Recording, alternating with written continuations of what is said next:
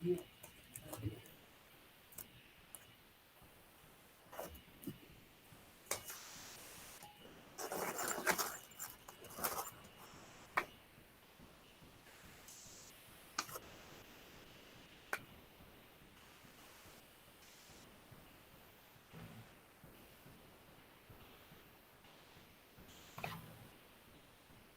call me, Alan?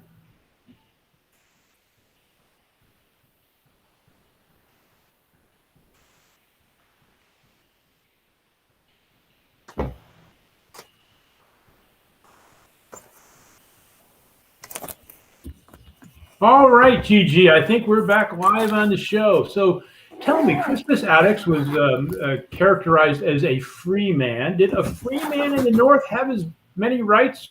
Or I guess he couldn't vote, so he didn't have as many rights as a white man, but for the most part, he was considered free? Yes. He had, especially in a place like Boston, where many people ran away and arrived in Boston, and they were sought after. So, no, their life wasn't as, I guess you would say, um, carefree Mhm. as a man who had not previously been enslaved. Mhm. So the thing about him is that's probably what gave him more desire to help and fight for his freedom from England. Now, Sure. some of the people that were enslaved, because they were still treated so badly or poorly by the um, Americans, they decided to go to England and fight. They called them Tories. And some of, the people who were actually American, who were not African American, went there too. But Crispus Attucks should be noted for the fact that he gave up his life fighting for the colonies. Um, So what do we know about what happened that day on March 5th in 1777, Gigi? okay, what we know that happened is a group of people got together and um, they wanted to fight against the British, but the British started shooting at them, and they shot Crispus twice. Um, and so he was with several of those people, and this is a very this particular picture you see a lot. And although I believe people that don't photo know, is actually an engraving from Paul Revere. This particular engraving seems to be colored in, but the original black and white was a Paul Revere engraving, if I'm not mistaken. right? And so now more people are learning about him, but they don't know about a lot of people, a lot of men who fought in the Revolutionary War. So Crispus Attucks, he was this particular seal was March 5th, 1770 is when he died.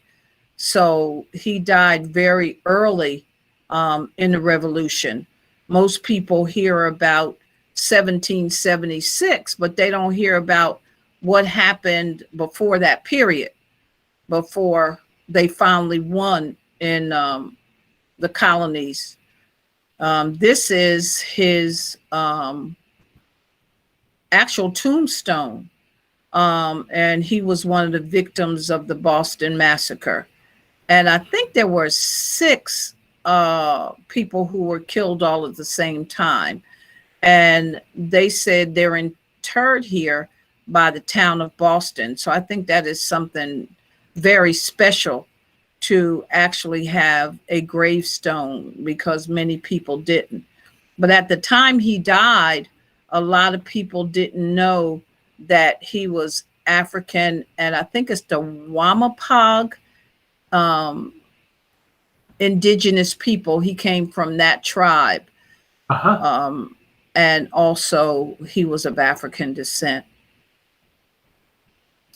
So this book that you see here is from the Forgotten Patriots. It's African American and American Indian patriots, which he meets both categories. Well, this book was produced by the Daughters of the American Revolution, because for many years, people did not think people of color contributed to the American Revolution. So I am in the Daughters of the American Revolution, and two of my great grandfathers are European, but I also have four more great grandfathers who are what they call free men of color. And they were usually, people say triracial, but I only believe in one race, so I say tri-ethnic. So they were Thank you very native. much, Gigi. Thank you very much. It's a good way to put it. So they were tri-ethnic. So they were typically native, African, and European. And so one of my great grandfathers, well, like I said, I have four listed in this book. And one of them was actually in the War of 1812, which was, a war, another American war that they called. But the Forgotten Patriots is a group of us women who have this unofficial, I guess you call them unofficial group. And we call ourselves the Daughters of the Forgotten Patriots. So these Daughters of the Forgotten Patriots are not always a descendant of a free man of color, but we are of color. So now we have, it was in the beginning, it was mostly women of African descent, but on the last, we just had an event. Every year we do a luncheon. We go to DC, we go to the conference, and the president of the DAR meets with us in a room. And so we do a portrait with her, and then we go to a luncheon. Well, now you can't physically go to the luncheons because of COVID. So we had a luncheon online, and different people were able to talk about their ancestors. And this time there was a lady whose ancestor fought in the Revolutionary War, and she said she was of Korean descent. So all women of color are welcome to this group. We made this group back when I first joined. It was about 80 women of color in this group about 10 years ago. And now we have maybe roughly little over 200. Good for you.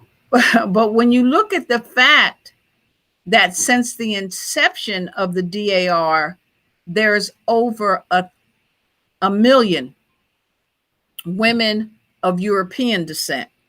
And so we all know that because of the stigma put on people's ethnicity, that some of those women, we assume what they call past, that they knew they were descendant of an African in the war, but they didn't want to acknowledge it. But more and more of them are acknowledging it, and they're saying, "Hey, you're my cousin." And my husband actually has an ancestor who fought in the Revolutionary War too. And through DNA, through DNA, he found his cousins. So the important thing to realize is that some of these men, some were enslaved. And so they were told, that if you go to war and fight for me, if you survive, you will get your freedom, that you will be freed. Well, some people that happened to, and some It did not.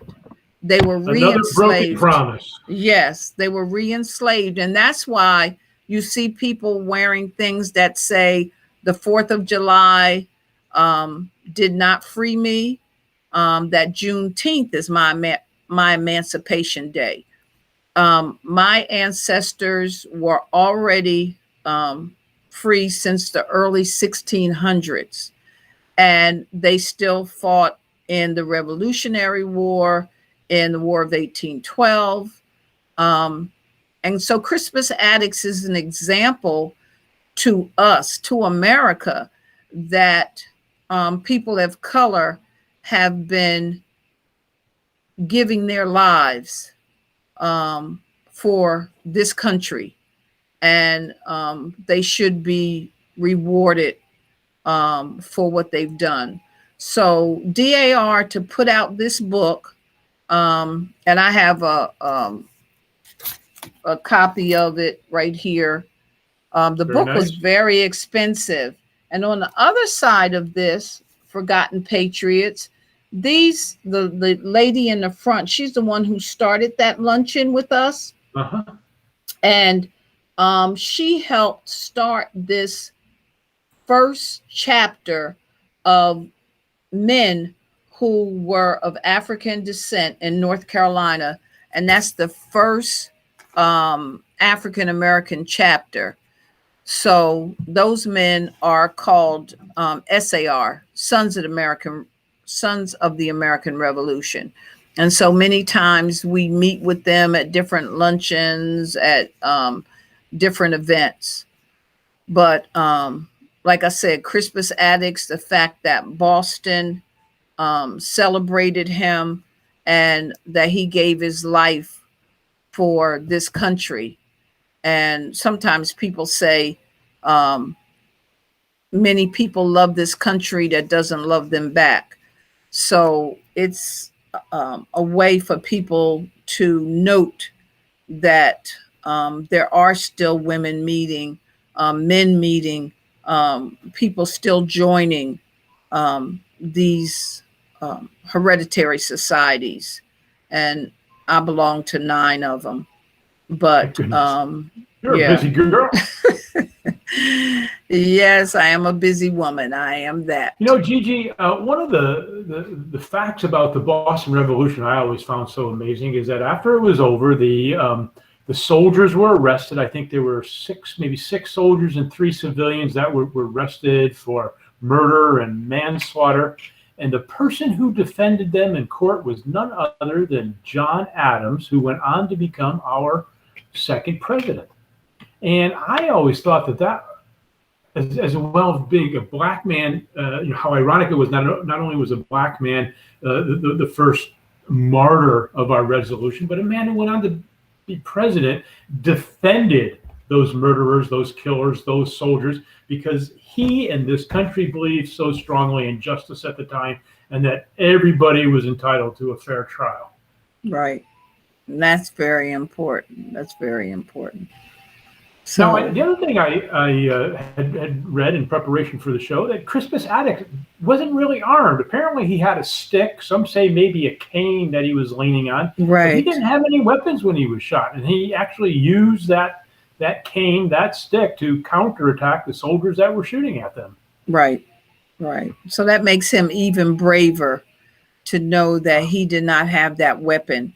And one thing that a lot of people don't know about, we were talking earlier before the program started about the men who were abandoned, that fought or tried to fight on the American side and ended up being promised a lot by the British. And I read articles about how some of them, there's a book called The Book of Negroes, and that book talks about the Tories, the ones who decided to go with the British. But then after the British lost, they left those men. And some of the men were swimming toward the ships so that the British would help them, and they attacked them and cut off their arms, and they died out there. So it's really difficult when you think about people who don't feel that they have a country, my country Sure. or this country, because people talk about 1776 and what it meant. And some of those people ended up still being enslaved, even the ones that went and fought for the revolution, still being enslaved, their ancestors almost 100 years later. And that's Well, why we're due making to some progress, Gigi. We now have an African American Secretary of Defense, Secretary of Defense Austin. We've come a long way. We've had Benjamin Davis. I guess it was probably the 30s. Benjamin O. Davis, became the first black general officer. We now have a black Secretary of Defense, but it's taken 250 years to get here.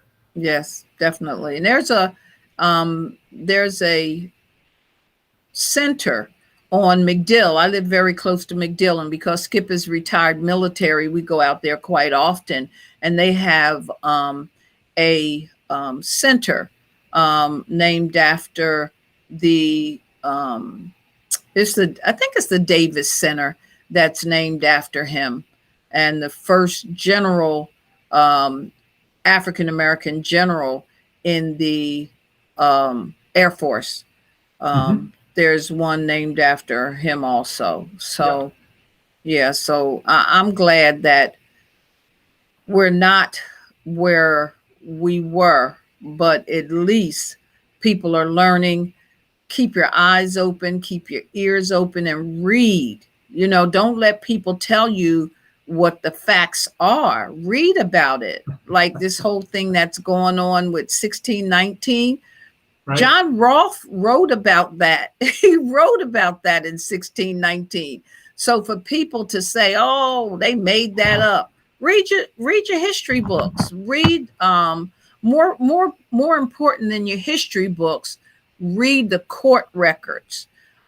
There's actually a court record that talks about these 20 and odd. They called them 20 and odd, quote, Negroes, but the 20 and odd people who were kidnapped off of a Spanish ship and ended up saving Jamestown because of their skills. So people of African descent have been here a long time and have much to do with the founding of this nation and the building of this nation.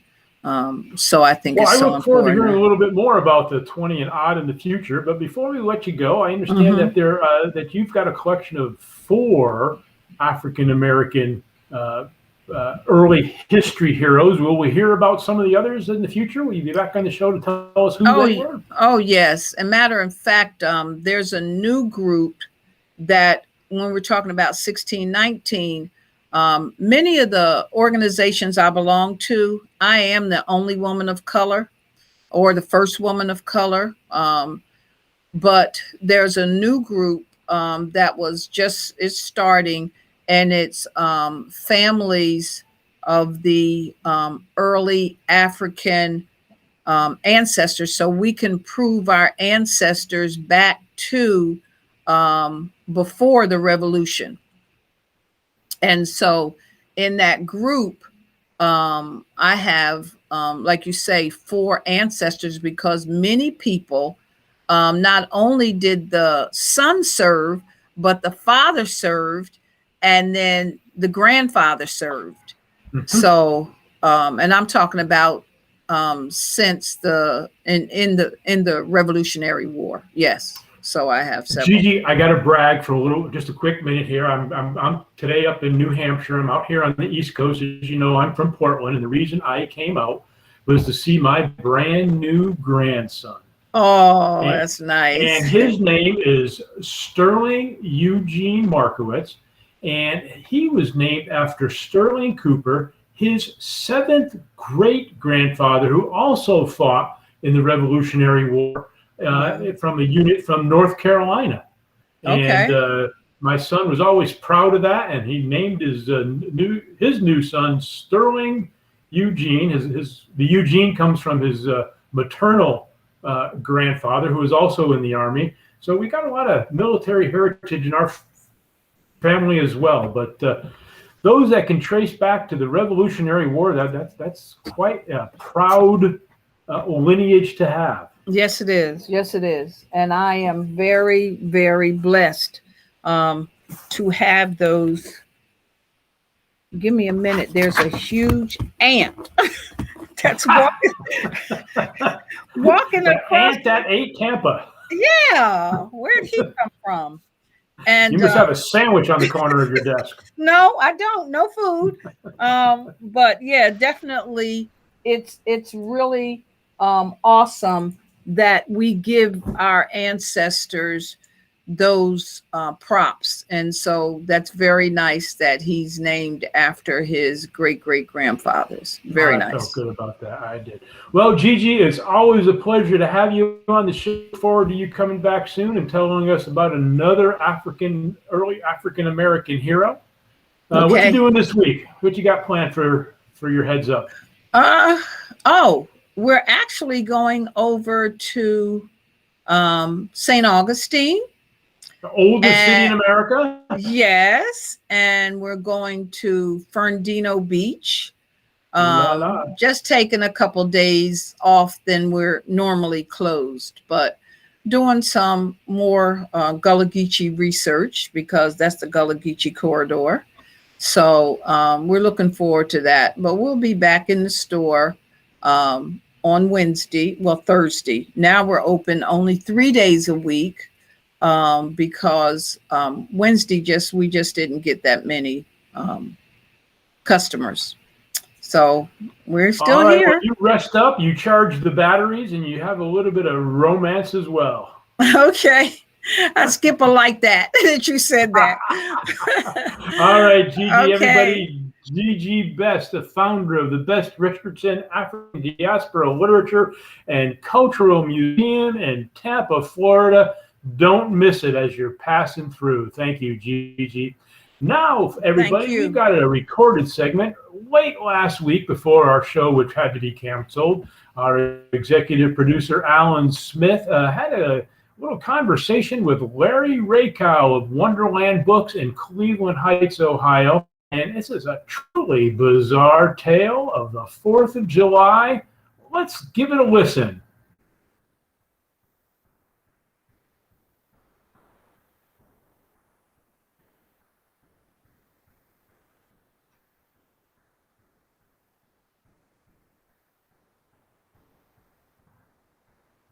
Thank you, Ed. And now we're in pre-recorded mode. Larry Rakow has joined us, and I think this is a wonderful. And I think this is a wonderful celebration. The 4th of July weekend, and it's really, when you think about it, it's the first time that most of America has been able to get out and mingle since the pandemic started. And so there's this great sigh of relief, even though it's not all over yet. But at least there's opportunities for things to take place that we haven't been able to do for a year or so. So we're looking forward to that. But we wanted to celebrate the weekend in a special way, the way we do on Rare Book Cafe, and that's to talk about books. And so, Larry, I think you have some things to share with us. Yeah, thank you, Alan. Back when 1845 in Germany, there was a book that was published called Der Struwwelpeter, which was a fascinating book for children. Some of you may know it if we just pull it up here like so. And it was a series of rhymed verses about bad children getting their comeuppance. And the ways in which they get their comeuppance is particularly interesting. And not in a way that the 20th century would recognize as child proper psychology. A child who bites his nails, for instance, or won't stop sucking his thumb. Somebody comes in the night with great big scissors and cuts his thumbs off. A child who plays with matches when her parents are out of the house, catches on fire, and when the parents return, there's just a little pile of ash on the floor.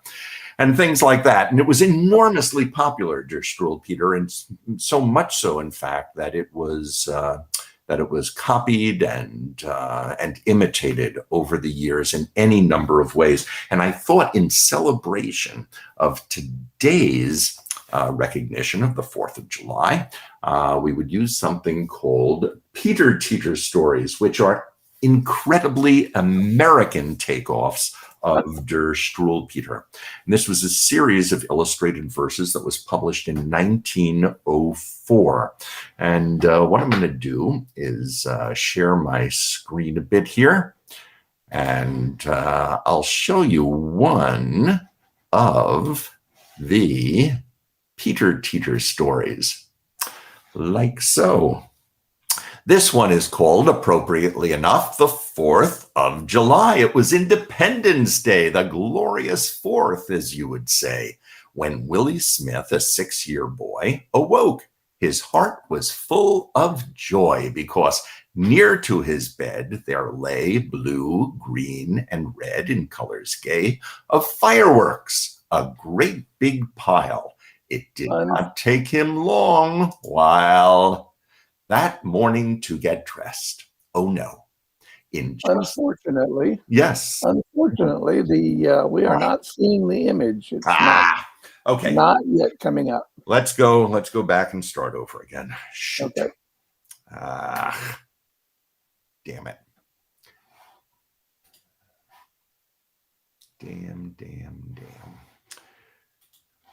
Is it a matter of just a lag, or was there? No, it was lagging too long, so it must not have made a connection. Darn. Okay, let's try it one more time, and why don't I ask you at the beginning when I go to it whether it's coming through? All right. Well, I will know. Okay. And maybe my phone won't ring in the middle of it this time. I don't know if you heard that. Okay. Okay. One more time. So thank you, Ed. We are now in pre-recorded mode. Larry Rakow, who was our guest last week, has joined us again so that we can talk a little bit about the 4th of July with Larry and some of the things that he has to show us. So, Larry, what do you have related to the 4th of July and the celebration? I found something I thought you'd like, Alan. You know, a little bit of background. Back in 1845 in Germany, Dr. Heinrich Hoffmann created an enormously popular children's book called Der Struwwelpeter, which is generally called Slovenly Peter, and is a series of rhymed verses which tell stories about disobedient children and their comeuppances. And the comeuppances happen in ways so vicious, so cruel, that in the 20th century, reading these things, they are absolutely incredible. A child who sucks his thumb, for instance, and won't stop. In the middle of the night, a man creeps into his room and cuts off his fingers with a great big scissors. A child who plays with matches. When her parents go out of the house, when they come back, they find out that she is just in flames and reduced to a little pile of ashes. Oh my! Yeah, great stuff. And this is really one of the standards in children's literature. It was enormously popular. So much so that it was that it was published over and over again and imitated all over the world, including in the United States. And the book that we're going to be talking about today for the celebration of the 4th of July is called Peter Teeter Stories, and is just a takeoff on the Der Struwwelpeter stories, the Slovenly Peter stories. This one was published in 1904. I'm going to attempt to share my screen now and see if we can't show you what the Peter Teeter stories look like. Is that coming through on your end? It is not at this point. I'm sorry to hear that.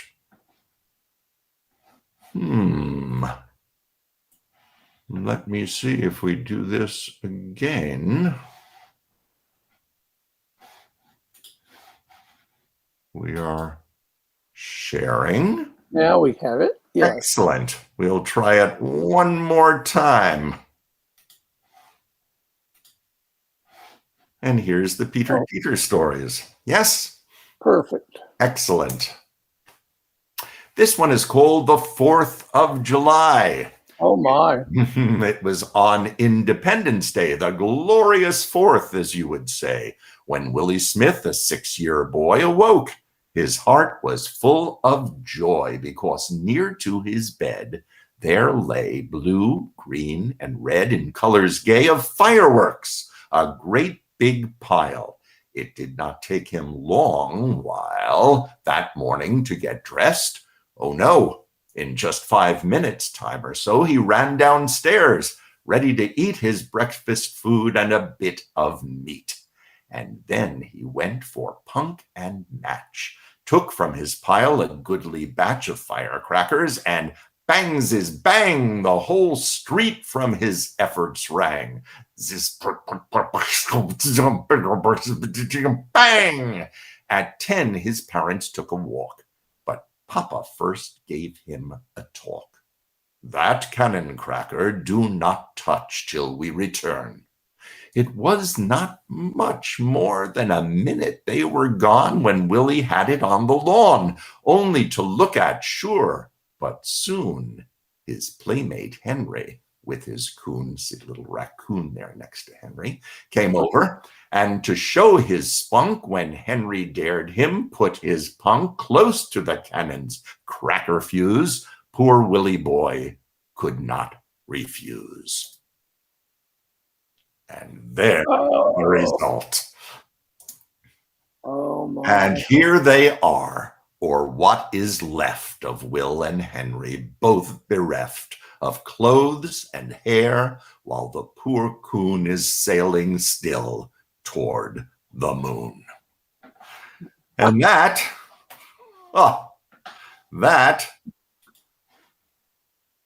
is the story of the 4th of July for today. Sorry about the technical difficulties, but I thought you'd enjoy the story. That is an incredible story. Now that today, of course, there's so many red flags, aren't there? Yes, there are. And that's one of them. That's one of them. Be careful with your firecrackers. Yes. And we certainly hope people will, and we certainly hope people will have a safe 4th of July. But thank you, Larry, for sharing that. That was just utterly amazing. Thanks a lot. A real pleasure. Take care, Alan. Bye-bye. And I hope that all of you had a great 4th of July as well. I know that I did. I'm back here on the East Coast. I got to spend the 4th of July with family. There's nothing like eating too many hot dogs, too many hamburgers, drinking too many beers, and sitting in the lawn chair while the city, the coordinated fireworks go on over the lake. Keep those kids away from those crackers.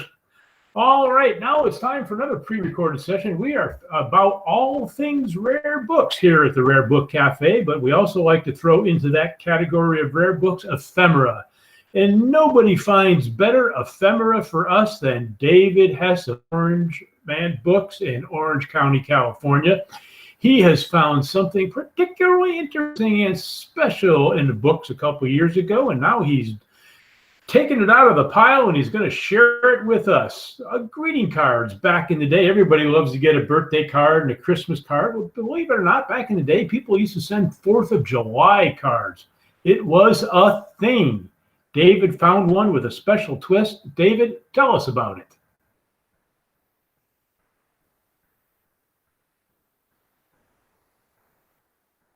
So our next guest, we're recording this in advance because David couldn't be with us here on the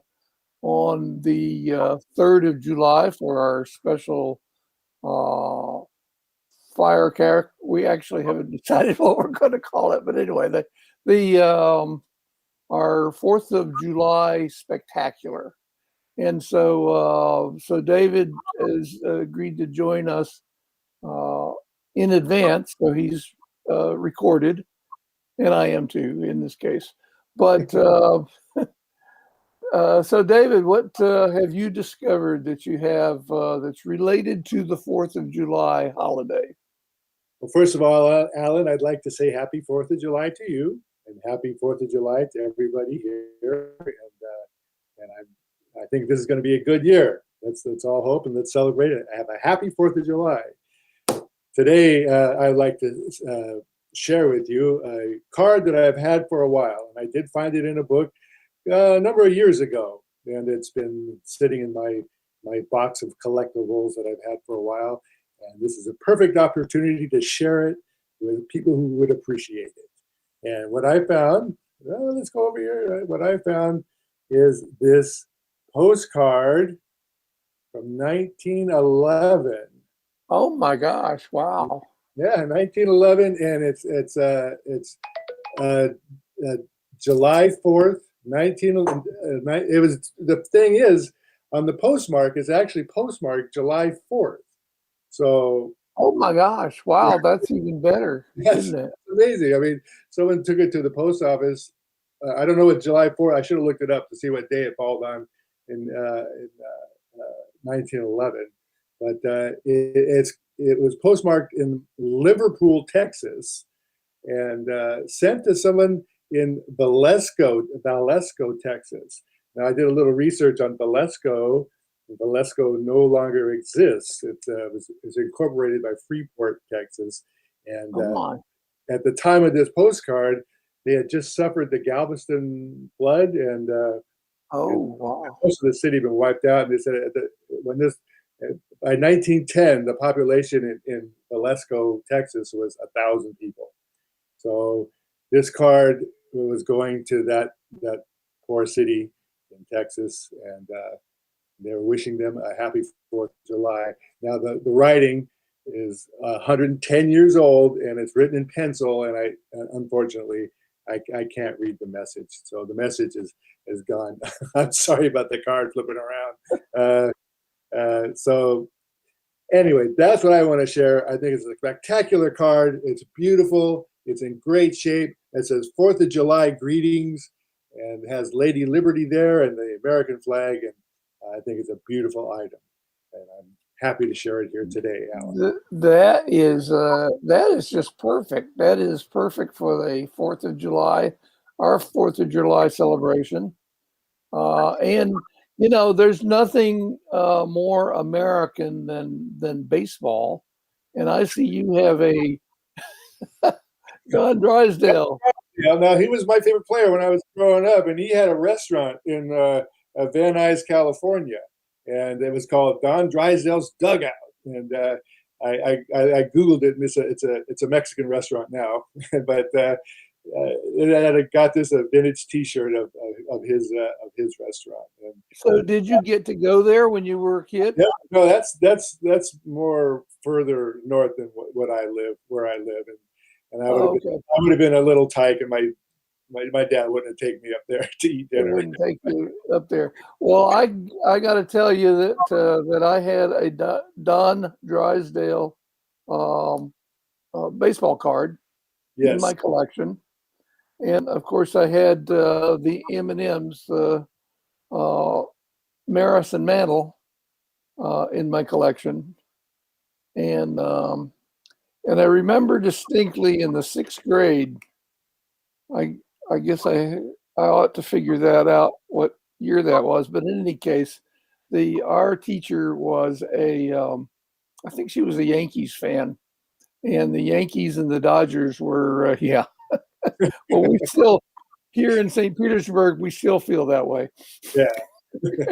But the World Series, I think it was the World Series was on, and so for the first time ever, we had television in the classroom. Of course, that's fairly standard now, but at the time it was not, and so we got to watch the games because that's when all the baseball games were played during the day in the World Series. Now they're never during the day. It's all night games, and for TV, I suppose. Yeah, But, TV. Yeah, production. Right. But yeah, those were fun times. I had a very similar thing too of watching a World Series in the classroom. So it was a big deal back then. It was, Yeah. and it still is, but it's different as are all things. It's different. That's Well, right. David, thank you for taking the time to be part of our celebration. We have either already seen your other contribution, or we will see it shortly. It hasn't been determined exactly where it shows up in the lineup, but thank you for. Al, I want to say real quick how grateful I am here that you've invited me to be a part of this whole broadcast and the Rare Book Cafe. I feel it's quite an honor, and I want to thank you. I'm very grateful. I want you to know it. Well, we are grateful that you take the time each week to put these together. They have they're gaining a following, and they're such fun. The things that you find in books are just wonderful. Well, I've had a lot of years, so thank you again. We will have a wonderful 4th of July. And what are your plans for the 4th of July? You know what, Alan? I think what I'll do is I'll get on my couch and I'll open a book and turn on the light next to me and read. That's probably the safest thing to do. I remember a few previous 4ths of July when there were people out in the street with firecrackers. Perhaps that won't happen this year, but there were people running around with firecrackers near cars and in crowded streets, even though we were right near the beach. Crowded streets, and no, thank you. It won't be me. Well, thanks a lot, Alan. All right, thanks a lot. Bye.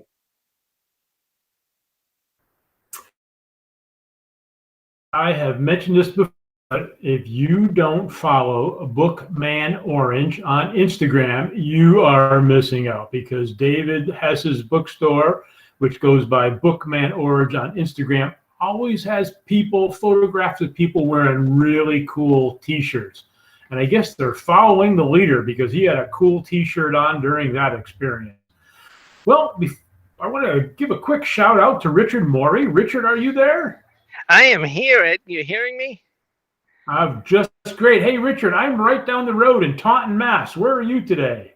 Well, actually, I'm in Arundel, Maine. I'm at an outdoor flea market that happens actually every day. It varies what's going on here, but I like coming on Saturdays. And you're in Taunton, Mass. You should. I was up in New Hampshire last weekend, and I drove through Brimfield on the way down, and nobody was there yet. No, you were too early, Ed. Much too early. When's the show start? It starts on Tuesday. This coming Tuesday. Okay. Well, I'm going to have to stick around for an extra day. I'm looking forward to it. They had all the tents up, Main Street lined with all the big circus. Yep. They go up early, and this weekend they'll start filling up. Monday's the big day, the big load-in day, and then Tuesday starts the show. Cool. Very cool. Very excited. What are you going to share with us when we get back to you here in a few minutes? Well, I got a couple things I bought today. Actually, I might show you those things, All right. and then tell you a little bit about Brimfield.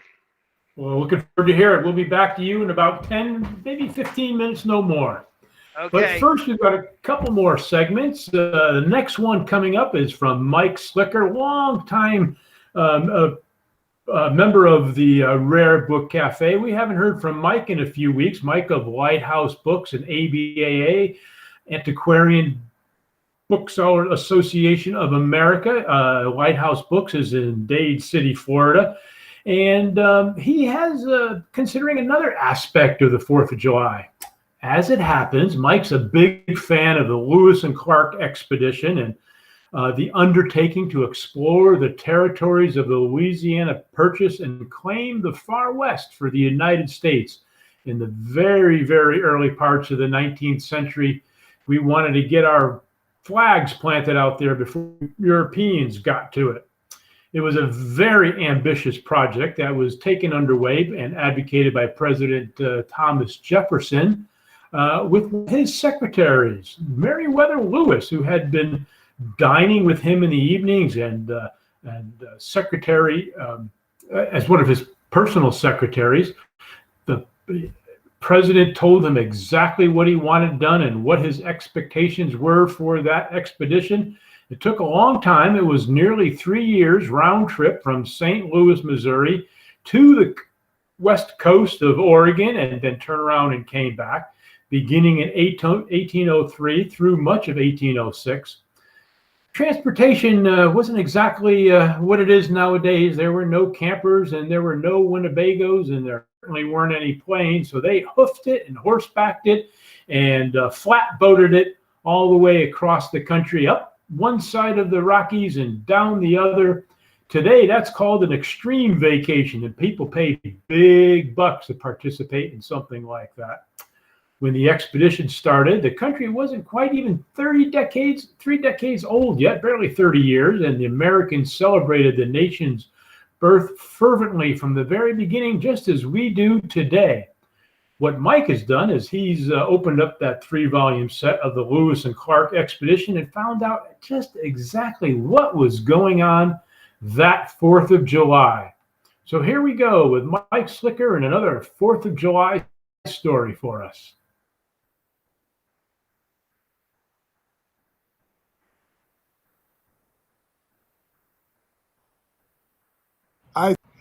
Happy 4th of July. Glad to be here, even though we're celebrating virtually. But the 4th is a happy time here. And one of my favorites has always been the Lewis and Clark expedition.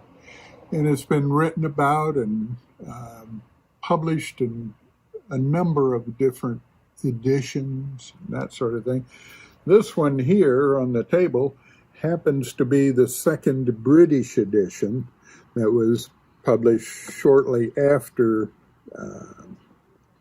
Lewis and Clark published or made available their journals. And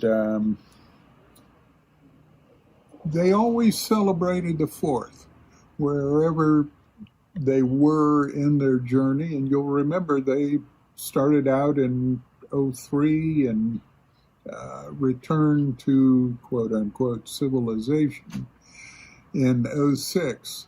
And the first time around they fired the cannon, and then the next year they did something else. In this year, which happens to be in 1805, they record that July 4th was on a Friday, and early in the morning 3 hunters were sent out, and the rest of the party, having collected the horses and breakfast food, we proceeded at 7 o'clock up the valley, which is now contracted to the width of from 8 to 10 miles, with a good proportion of pitch pine, though its lowlands as well as the bottoms of the creek are strewed with large stones. we crossed 5 creeks of different sizes, but of great depth, and so rapid that in the passing the last, several of the horses were driven downstream, and some of our baggage wetted. Near this river we saw the tracks of 2 Indians, whom we supposed to be Shoshones. Having made 16 miles, we halted for an early hour for the purpose of doing honor to the birthday of our country's independence. The festival was not very splendid, for it consisted of a mush made of cows and a saddle of venison, nor had we anything to tempt us to prolong it. We therefore went on till the distance of a mile we came to a very large creek, which, like all those in the valley, had an immense rapidity of descent, and therefore we proceeded and we rested. And so, again, we wish you all the very best on this Independence Day. Hope you're celebrating maybe with something other than cow stew or whatever.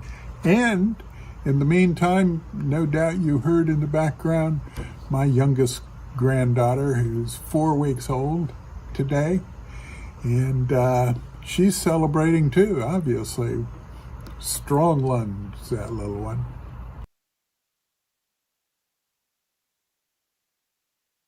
And welcome back, everybody. Before we get on to Richard, I've got one more segment of David Hess, but I'm going to throw out a quick question for you. Gigi was talking about African-American heroes in our country.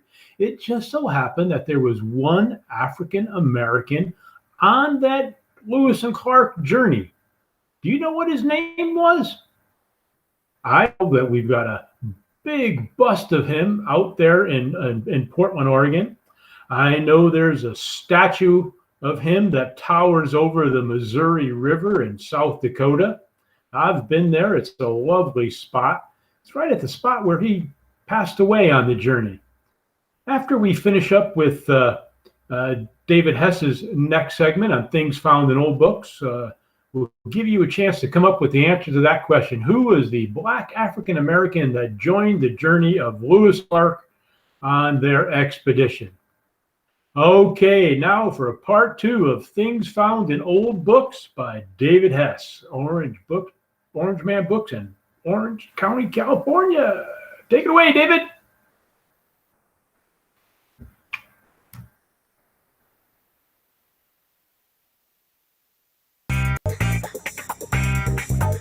Hello, this is David from the Bookman in Orange, California. Welcoming you to my segment today on things found in old books. And today I have a grouping of things I've found and I'm really excited about, and also a couple things that other people have shared with me that I'm really excited about sharing with you guys. And I'm enjoying this very much. So let's get started. Today, this book came through the other day. It looks like a piece of newspaper. Actually, it is a piece of newspaper. What it is that, do you remember are you old enough in high school that you used to cover your books in paper and so forth? But that's what someone's done. They've taken this book. This book is from 1894, and it's called Come All Ye Faithful. It's a Christmas book. Oh, Come All Ye Faithful from 1894. It's got that beautiful cover, gorgeous cover. And someone has taken a newspaper from the same era and covered the book in it to save the book from getting damaged. It's the equivalent of our plastic dust jackets that we have now. It was a newspaper. And now, as far as anything too newsworthy in the newspaper, there's not a whole lot newsworthy. It's just a slice of life. It's mainly the millinery section of the newspaper. and it's advertising different things for sale at different prices, like 21 cents a yard, 25 cents a yard, and telling you what the different cloth and wools are, and it has a whole list, and it has pictures of ladies wearing the most current fashion of the day, and the beautiful dresses there made out of this fine millinery cloth that they're selling. And I just thought this was spectacular. I really enjoyed it. I'm very careful about taking it on and off because it is kind of fragile, being 100 and some years old piece of paper.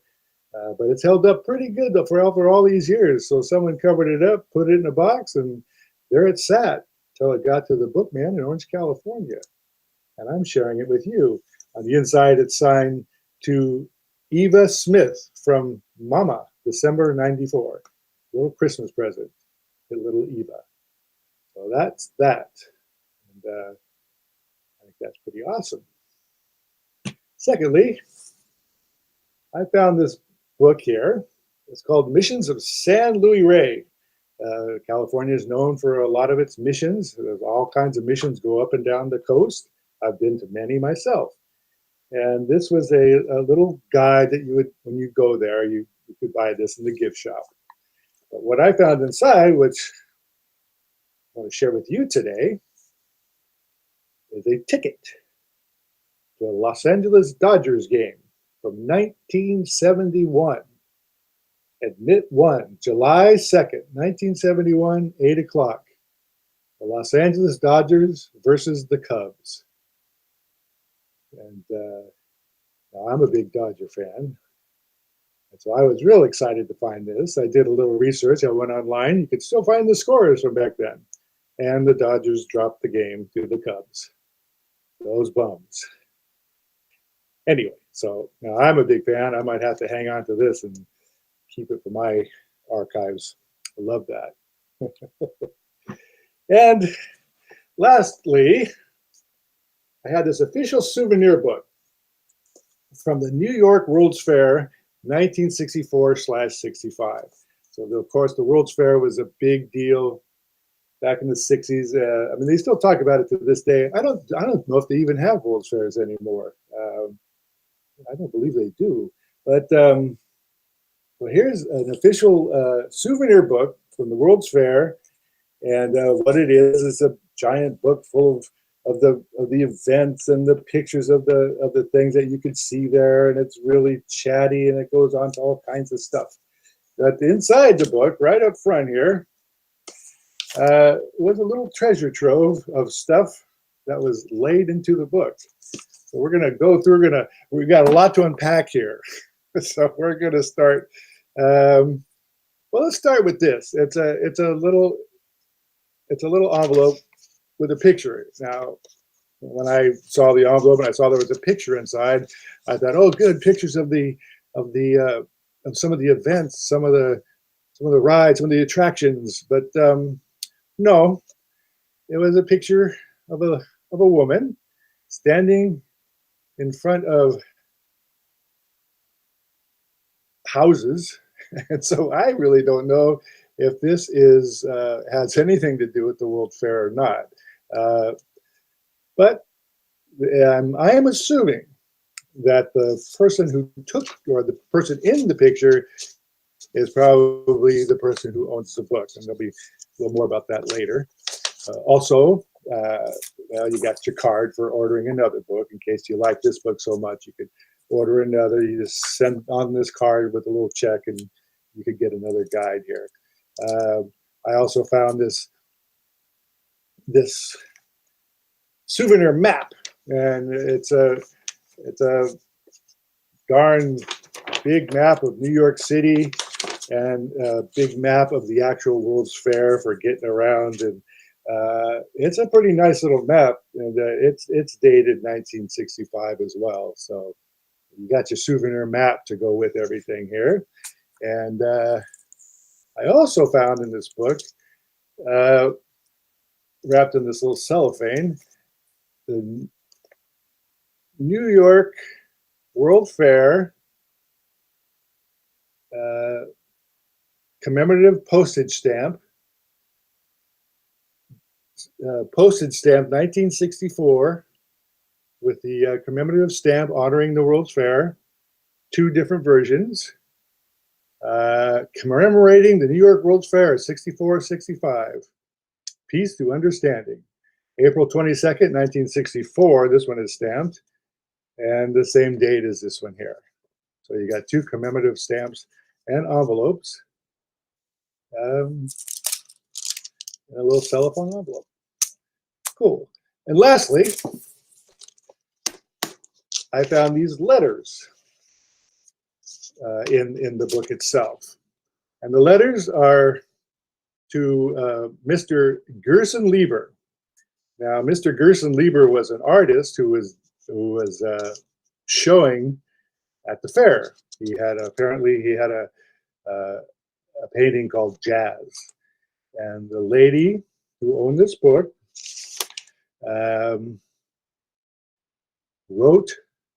found out that there was no more prints available at the World's Fair for his jazz that she really liked. So she wrote Mr. Lieber and a letter saying how much she liked it and how she would like to get a copy. And Mr. Lieber wrote her back, and he was very pleased to hear from her, and he would send a copy of Jazz for $80, and he would send it along.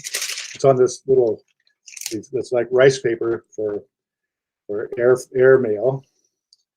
And then she wrote back, this is in July 1964, she wrote back and said that she'd be more than happy to send $80 to get her copy of Jazz. And Mr. Lieber wrote back saying, well, thank you for the order. And as soon as he gets the money, he'll send it along. And I thought that was really fascinating. There's a lot of stuff in there, a lot of chatty stuff. And I did a little research. Gerson Lieber is actually a very well-known artist. He's on permanent collection at MoMA and some other museums as well. Smithsonian, I think he has some stuff. And so he was around for a long time, and he died relatively recently. He was in his 90s, and so I got all these letters from him and the correspondent, the lady, and I did look up on. I have a little CPI converter, and I kind of figured out how much is $80 worth by today's money. And the answer is nearly $700 by today's currency. So I guess it was 80 wasn't a cheap thing. It was a substantial thing for a print. And so I found that just fascinating. There's a lot of stuff in that book, and it kept me busy for a while. And finally, I got some email from 2 people with things that concerned what we're talking about here. And one is from Lee at the Ridge Books in Georgia. She sent me something and with pictures. It says, "Hi, David. I have a small recipe book from 1910, The Chef, published by the Harley Company of Dayton, Ohio. Inside was a small newspaper clipping from the Yakima, Washington, and it has a recipe for dry shampoo. It contains cornmeal, 8 ounces, amatone, 4 ounces. The only reference I can find for amatone is as a gasoline additive used by Amoco in the 1970s. I'm not sure what it is, but I'm pretty sure I wouldn't want it in my hair. Lee sent that to me. I appreciate it very much, Lee. I'm glad to share it here. Boy, I tell you what they were doing in 1910, who knows if anybody had any hair left. And then a couple weeks ago, I shared with you a watcher who sent me an email about books that he was put his email in, and it wrote a little something in the book, and it would leave it in a park. or a bus station or something for people to find, in hopes that people would contact him through his email and saying they found the book. And he did that recently, and he got a response.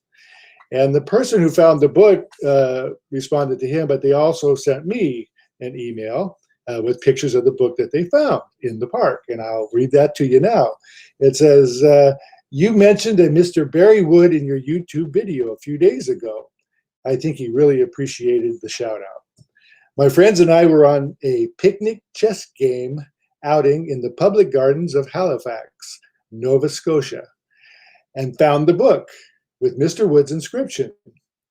He mentioned you, and we ended up watching your video. Great work. We loved it. Thank you. We will be reading the book and start leaving the books for others. Warm wishes, Mel Eitz. Hey, I thank you very much for writing. I really enjoy those emails, and I hope to hear more from you. In fact, anybody that would like to write and get a hold of me and share stuff with me on the broadcast here, I would love to do it. It'd be my great pleasure and honor to do it. Just contact me at oldbook@ebookman.com. Simple. oldbook@ebookman.com. Send a description of what you found. A little picture would be great. In fact, please, I encourage the pictures, and I will be more than happy to share it here on the broadcast. Meanwhile, thank you very much for watching, and this is David from the Bookman in Orange, California, saying goodbye for now, and I will see you next week. Bye-bye.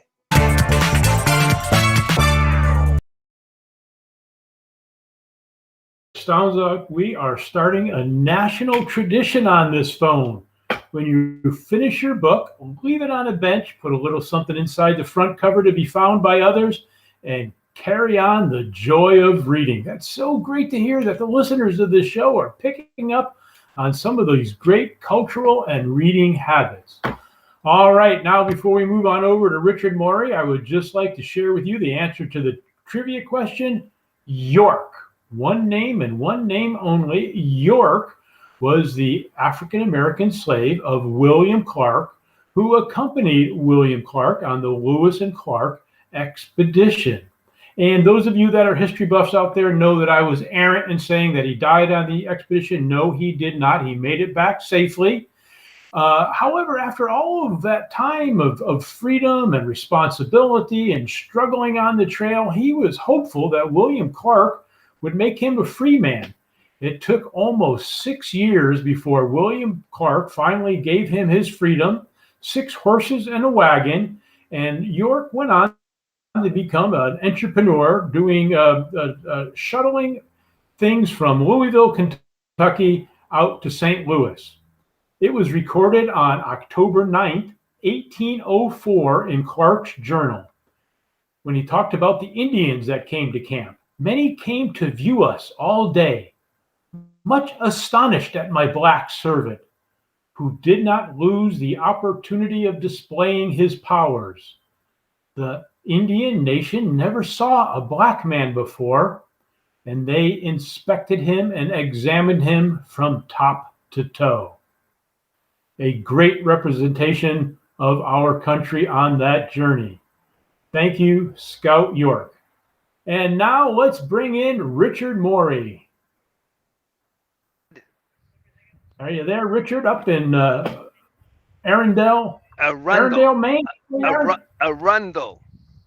Arundel. Okay, I'm not a Yankee for a while. I guess I need to practice my cohabitation. Matter of fact, a very well-known author, Kenneth Roberts, you may be familiar with his book Northwest Passage, was from Arundel, Maine, and he even titled one of his books Arundel.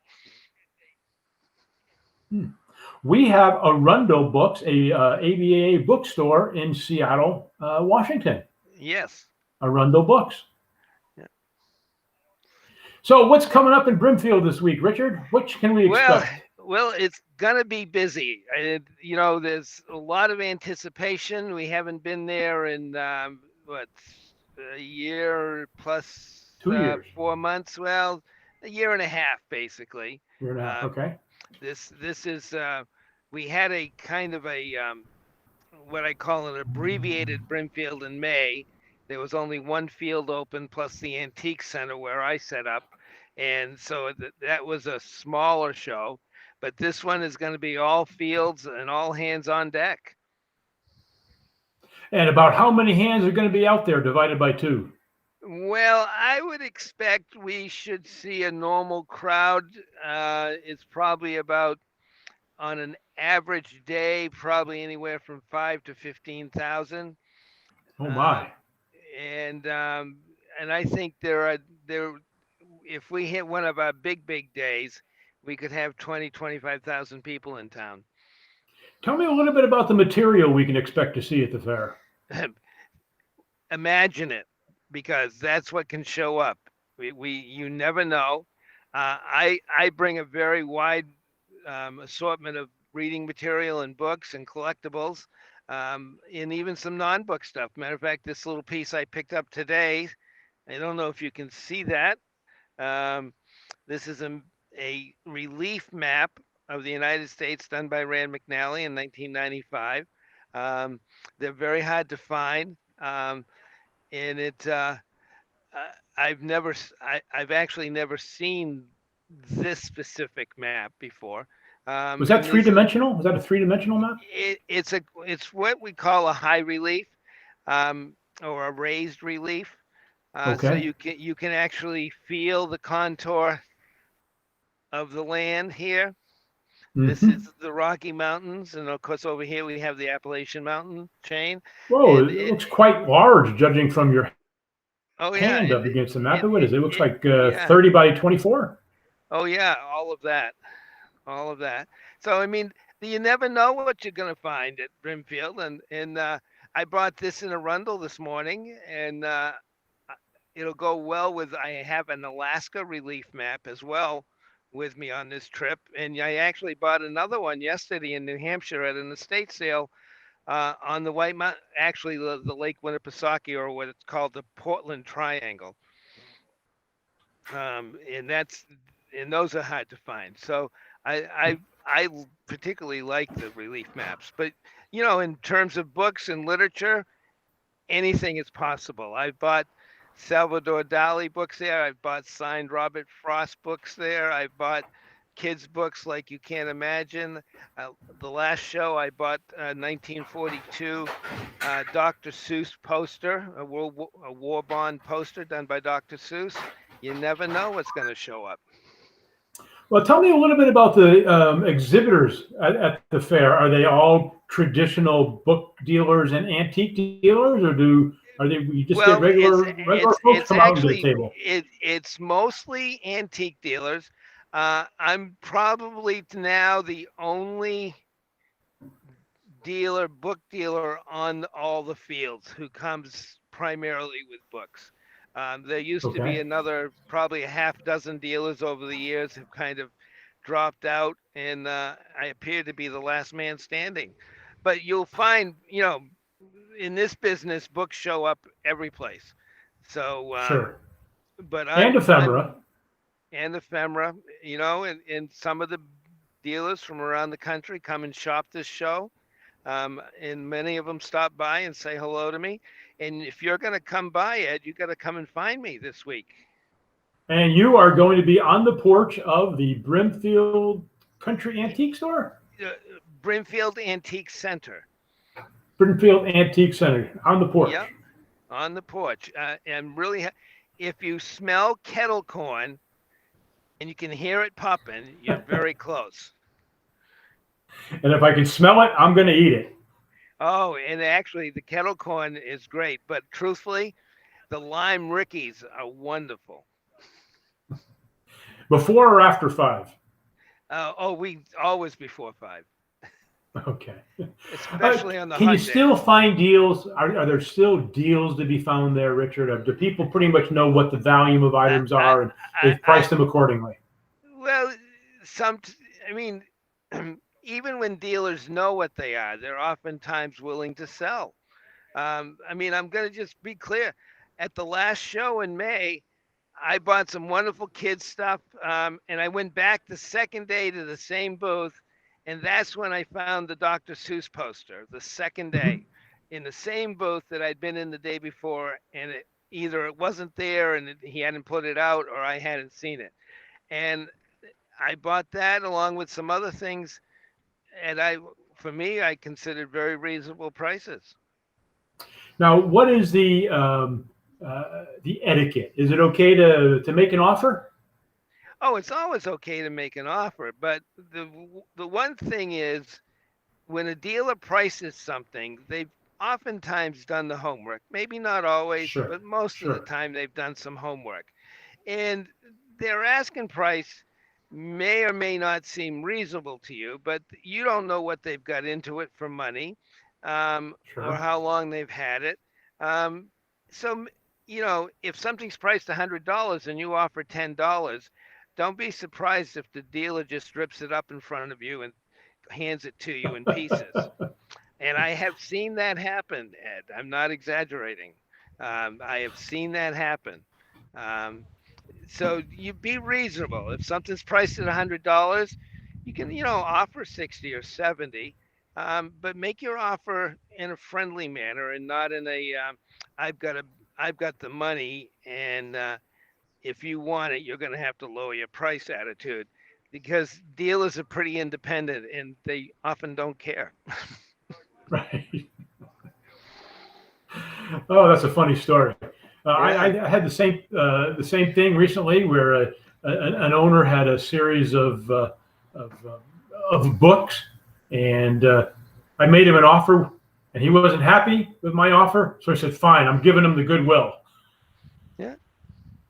Yeah. And sometimes they do that just to see what you do for, it's they're looking Yeah, for a reaction.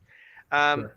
but and listen, I have made offers based upon what I think the value is and based upon what I'm willing to pay.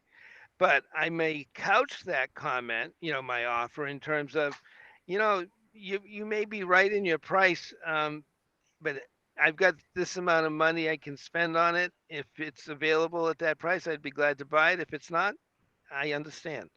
You can. And how do you pay at the fair? I'm sure everybody accepts cash, but do most dealers Well, accept I credit cards accept at the booth? I accept most form, and most people accept most forms. I prefer I'll take cash as long as you have an ID. Um, it Checks are fine. Credit cards are good. And a lot of dealers take credit cards, but not everybody. And Sure. but do remember, cash is king. And if you are wheeling and dealing, $100 bills look a lot better than a piece of plastic. I'll bet they do. Now, the Brimfield show, is this just once a year show? It's actually 3 times a year, Okay. and it happens the second Tuesday. It starts the second Tuesday of May, the second Tuesday of July, and the second Tuesday, or the first Tuesday actually of September. It's always the Okay, right after Labor Day. Tuesday after Labor Day in September. All right. Did you hear that out there, It folks? If you don't and it make the Brimfield show this week, you've got a couple more months to head on back to Brimfield, Massachusetts, and take the next one in. What's yeah the weather? Have you it taken a look at the weather forecast? How's Well, the week looking? as I told somebody on Facebook the other day who was trying to predict the weather, the one thing I've learned is you cannot predict the weather at Brimfield. I've seen it all. Matter of fact, I've seen snow in May. I've seen hurricanes in September. I've seen tornadoes in July. So we've had it all there. And matter of fact, a tornado went through about 10 years ago, Oh probably my goodness. 500, maybe 500 to 800 yards away from the Yikes. main fields. It was a very, very close. The only good news of that whole event was that it happened the week before Brimfield. And it was actually a swath of, I think, over a half a mile wide, and it ran for close to 40 or 50 miles. Now, Richard, do you have a store? Do you have a retail location? I do not. I'm working out of a warehouse currently, although I've actually been toying with the idea of getting a store, having a store again. And I've been looking at some spaces in Laconia, New Hampshire. But if people are coming to New Hampshire, um, get in touch with me because I have the key to the warehouse. But you seem to be on the road 4 or 5 days a week, either buying or selling. Well, I do travel some, but it's generally speaking, I do shows. That's my primary source of income and buying. But the show schedule, of course, is soft still. There's not a lot. I will be in the next couple months. Actually, I got probably 4 or 5 shows I'm doing in the next 2 months, and that's getting close to Wow, my the shows are norm. back. Yeah, yeah. These are mostly antique shows, though. I'll be in Union, Maine, and I'll be um, out on Cape Cod one weekend. I think I got another one in southern Maine I'm doing. So yeah, we've got an assortment of shows. I always say, Richard, it's not work if you enjoy it, and it sounds like you do. Well, I tell people I retired 35 years ago when I went into the book business. All right, Richard, before you leave, I'm going to put you on the spot. I don't care if it's your left arm or your right arm. Stick one of those arms out and grab something close by and tell us about it.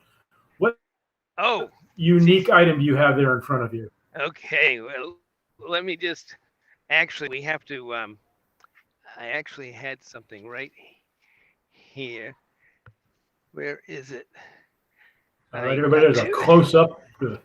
There's a close-up to Richard as he maneuvers a piece of literature in front of him.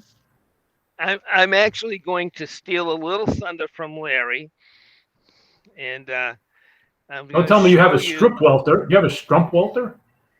No, I don't have one of those. Can you see them? I'm trying to get this book in the Wonderful Wizard of Oz. Yes.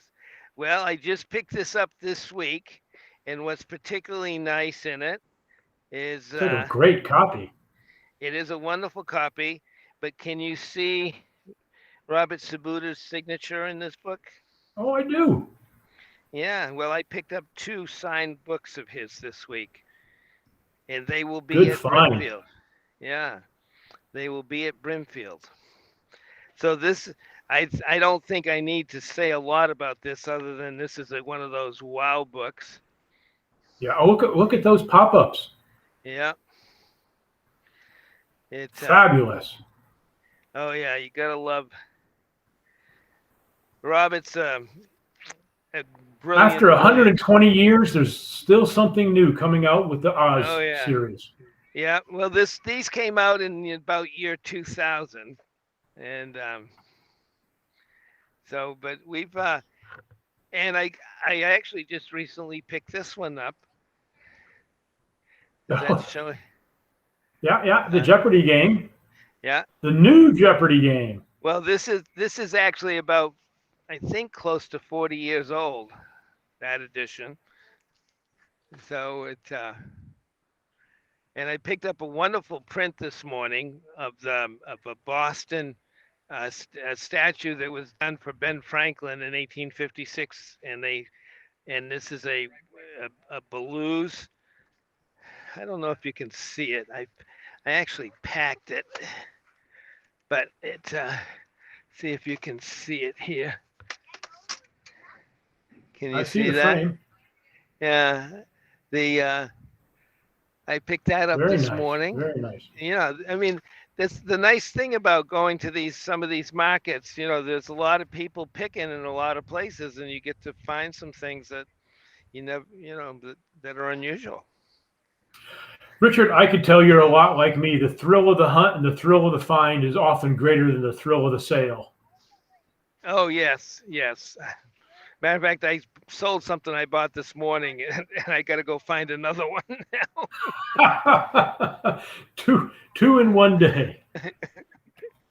All right, Richard, we'll probably see you on Tuesday morning at Brimfield, Massachusetts Fair. Good luck there this week, Richard. All right. Come by it. Give me a call. Will do, Bandu.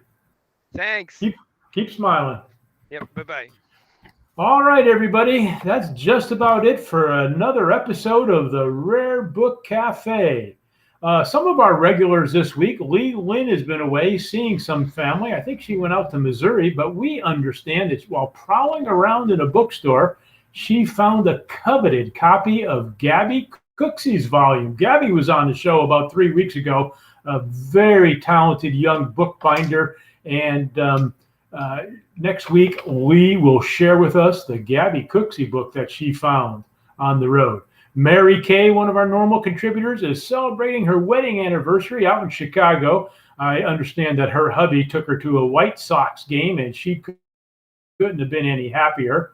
This week, Lynn Thompson's been a little bit under the weather. We wish him well, but know that he'll be back with the story behind the story. And I understand that our executive producer, Alan Smith's wife, Nikki, is recovering nicely from her fall. So we will see you all back here next week on the Rare Book Cafe. We are so excited that you decided to join us, regardless of where you're watching or listening to us from. The Rare Book Cafe, the book lovers' rendezvous, where the topics are priceless and the conversation is free. Thank you very much, everybody. We'll see you next Saturday. Aloha.